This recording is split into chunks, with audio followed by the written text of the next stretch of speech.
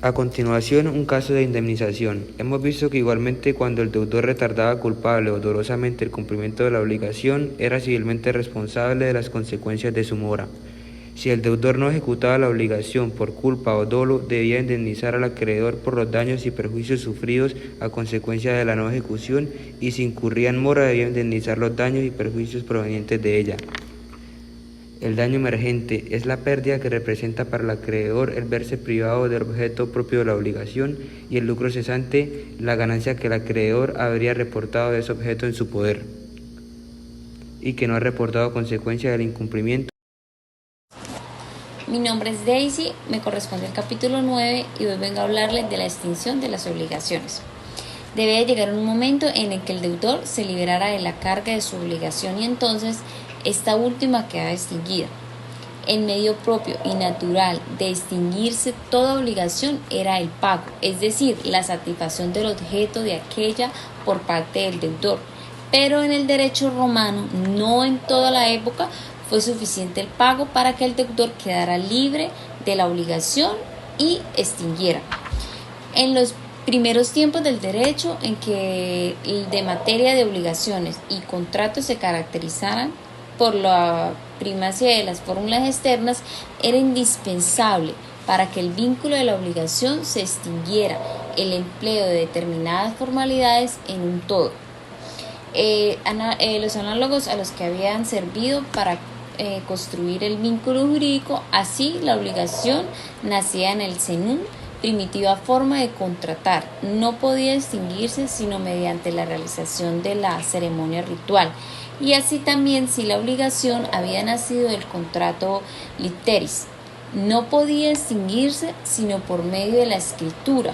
Nada importaba en estos casos que el deudor pagara el objeto de su obligación para quedar libre.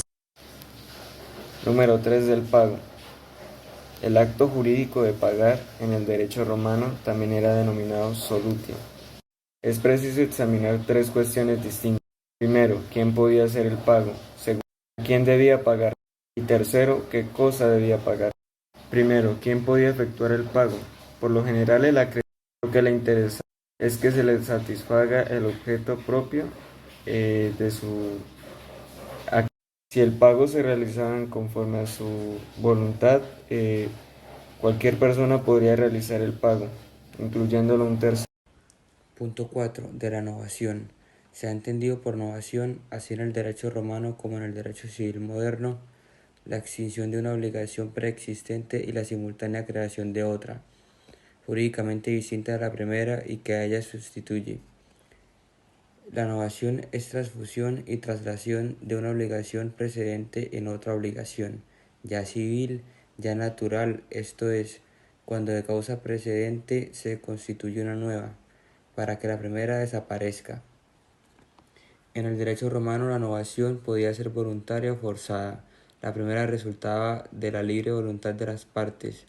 La segunda, efecto necesario del fenómeno de procedimiento conocido con el nombre de litis contestatio, que extinguiendo la obligación llevada al juicio daba nacimiento a otra distinta. Formas de la novación.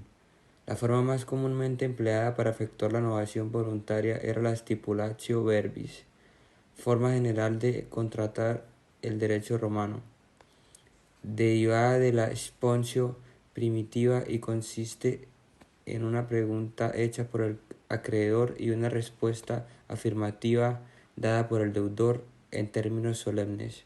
Mediante estas solemnidades de palabra, las partes convenían en extinguir la obligación anterior para crear al mismo tiempo otra distinta, y de esa manera se realizaba la novación voluntaria.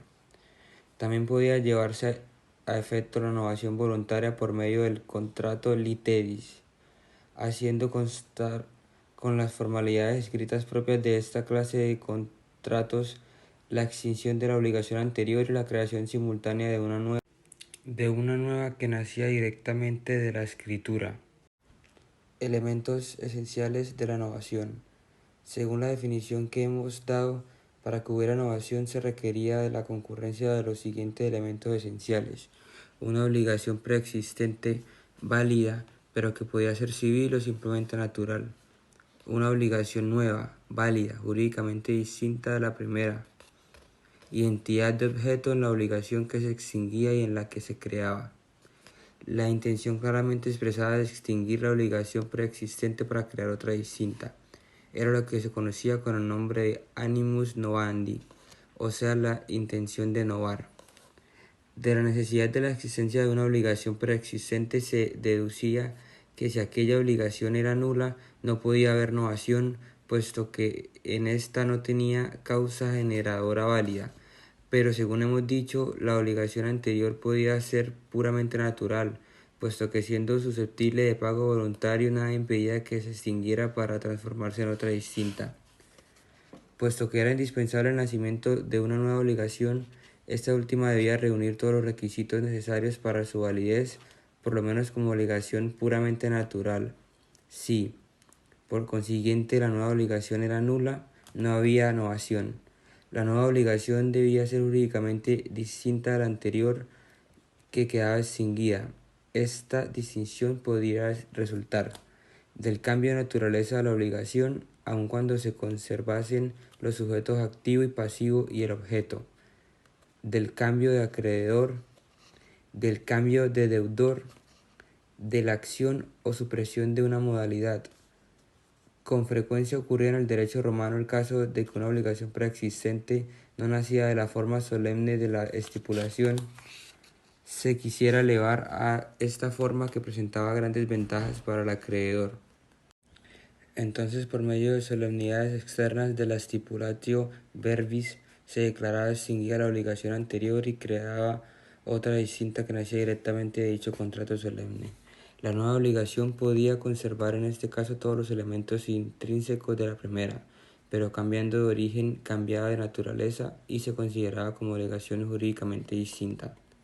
Otro tanto sucedía cuando se quería convertir en obligatio literis una obligación preexistente que no había tenido nacimiento en esta clase de contratos. Revestida de la formalidad de la escritura, nacía directamente de esta última y se consideraba como obligación jurídicamente distinta de lo anterior, que en el mismo escrito se declaraba extinguida. Si se quería cambiar el sujeto activo de una obligación preexistente, el acreedor por medio de la stipulatio verbis o del contrato literis declaraba libre a su deudor y, en cambio, se estipulaba o se escribía, según el caso, que el mismo deudor quedaba obligado para con el nuevo acreedor.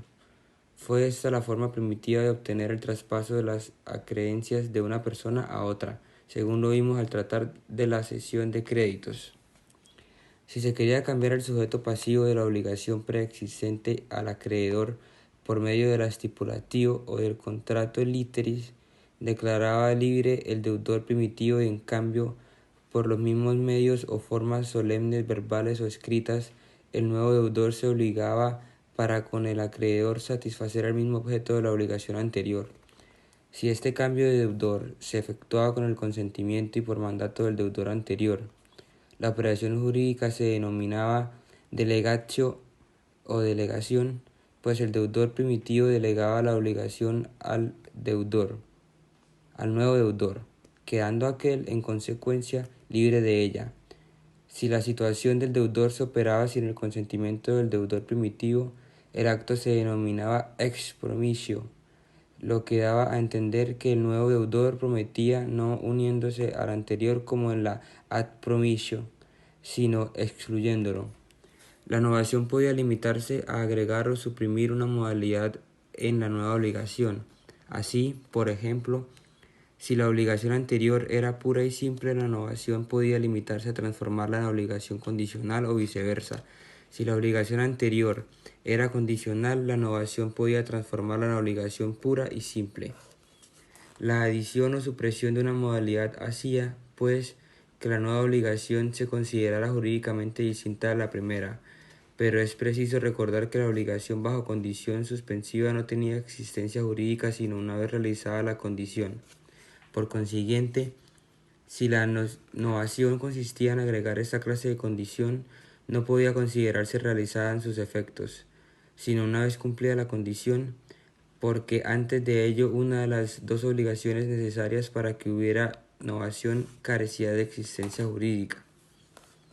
En el derecho romano era indispensable para que hubiera novación la identidad de objeto de la obligación que se extinguía y en la nueva que se creaba. No reconocía, como si reconoce el derecho civil moderno, la novación por cambio del objeto de la obligación preexistente. Se consideraba que el efecto extintivo de la novación se realizaba precisamente porque, pasando el objeto de la primitiva obligación a la nueva, aquella quedaba sin él y por consiguiente no podía subsistir, pero no sucediendo lo mismo cuando el objeto de la nueva obligación era distinto. La primera conservaba el suyo propio, y por esto decían los jurisconsultos que no había razón para que la primera obligación se extinguiera. El derecho moderno, como hemos dicho, coloca por sobre estos principios la voluntad libre de las partes, quienes bien pueden declarar extinguida la obligación anterior y crear simultáneamente otra con un objeto distinto. No obstante que se reunieran los elementos anteriormente relacionados para que hubiera novación, era indispensable la concurrencia del elemento intencional en la voluntad claramente manifestada de extinguir la obligación anterior para crear otra distinta. Era el animus novandi o intención de novar, como se dice en nuestro derecho civil. Si esa intención no aparecía claramente manifestada, la nueva obligación no se consideraba sustitutiva de la primera, si bien podía sustituir al lado de ella, reuniendo los elementos necesarios para su validez. Efectos jurídicos de la novación. La novación extinguía ipso iure la obligación preexistente. No era, pues, necesario que el deudor demandado la alegara en forma de excepción. Bastaba que resultara de las pruebas del proceso para que el demandado fuera absuelto. El efecto extintivo de la novación era además absoluto, ya que se producía para todos los deudores principales, como también para todos los acreedores. Así, la novación efectuada entre uno de varios deudores correales y el acreedor libertaba a los otros, y lo mismo sucedía con la novación realizada entre el deudor principal y el acreedor, que libertaba consecuentemente el fiador. Del mismo modo, la novación extinguía la obligación junto con cualesquiera otras seguridades que estuvieran garantizadas, como la hipoteca y la prenda. Pudiéramos decir que el efecto extintivo de la novación se producía objetivamente, haciendo desaparecer la obligación en sí misma con todos sus accesorios. La confusión que se realizaba entre el acreedor y el deudor principal extinguía consiguientemente la obligación del fiador, puesto que ésta no podía subsistir sin una obligación principal, pero la confusión que se operaba entre el acreedor y el fiador no extinguía sino la obligación de este último, puesto que tan solo con relación a su persona desaparecía la dualidad de sujetos activo y pasivo que hacía imposible la existencia de la obligación.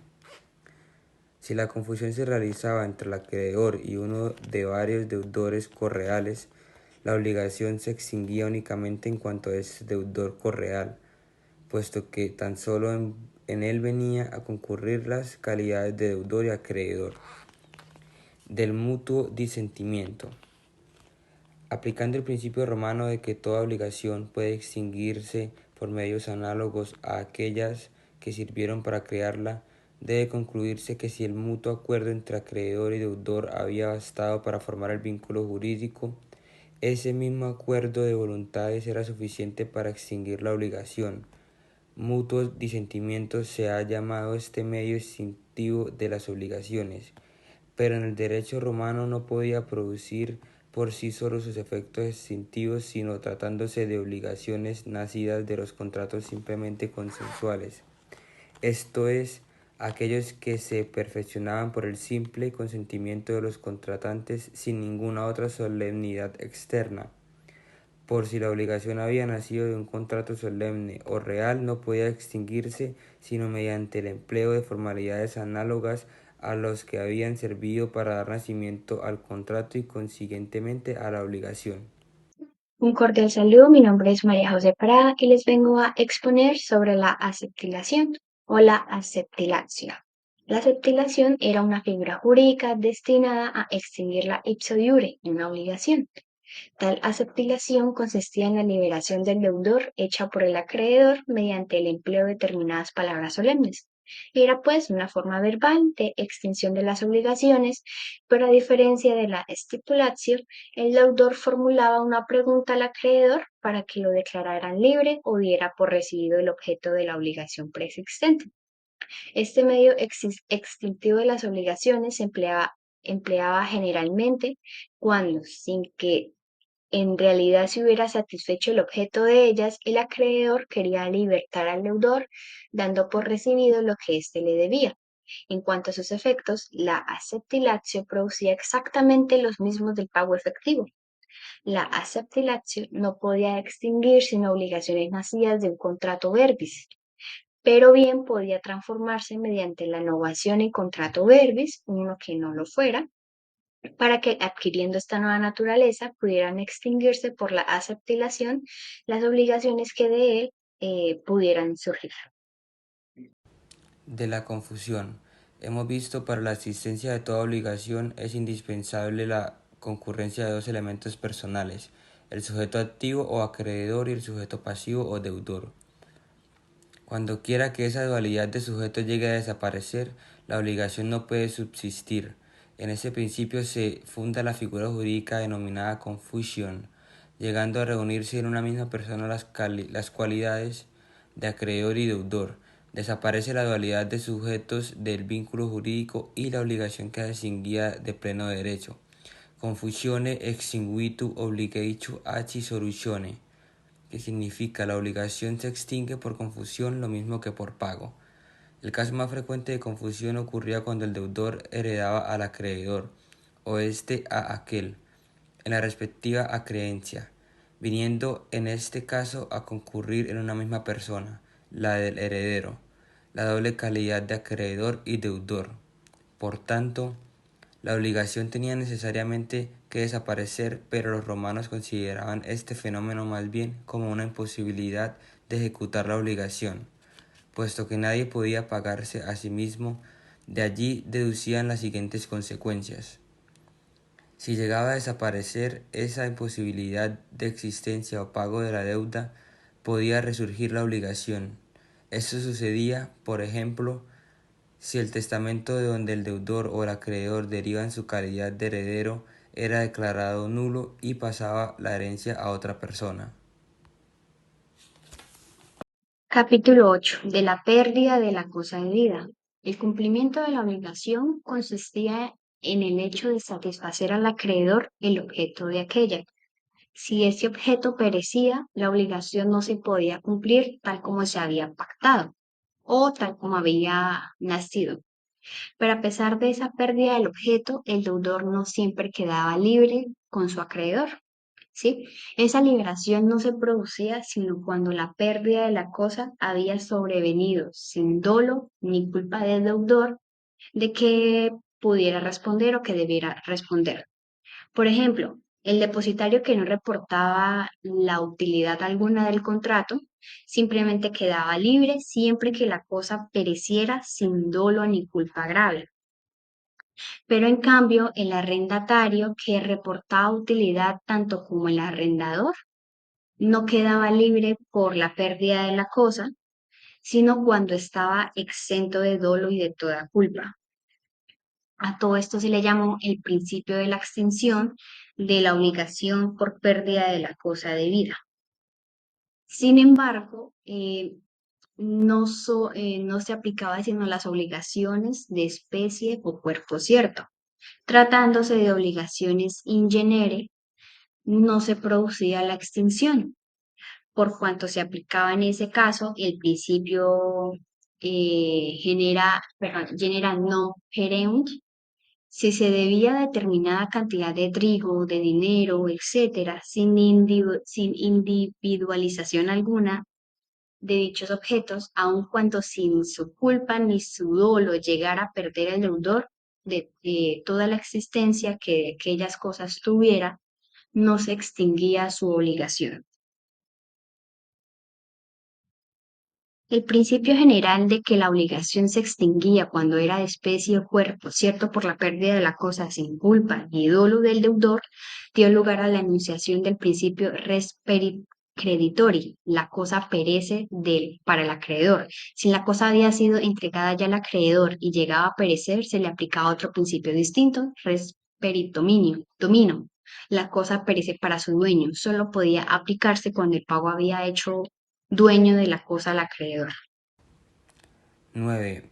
De la capitis de Minutio. Según se dijo antes, la capitis de Minutio era un fenómeno jurídico que afectaba esencialmente la personalidad del capite minutus. La persona civil de éste se extinguía o transformaba, y con ella todas sus relaciones jurídicas civiles, así fueran activas o pasivas. De aquí se deduce que las obligaciones preexistentes a cargo del capite minutus debían quedar extinguidas, y así vino a ser la capitis de minutio un medio de extinguir ipso iure las obligaciones, mas sin embargo el principio no era absoluto. En primer lugar, no extinguiéndose por la capitis de minutio sino la personalidad civil, pero no natural, el capite minutus deudor quedaba naturalmente obligado. En segundo lugar, no se extinguían por este medio sino las obligaciones nacidas de contratos o cuasicontratos.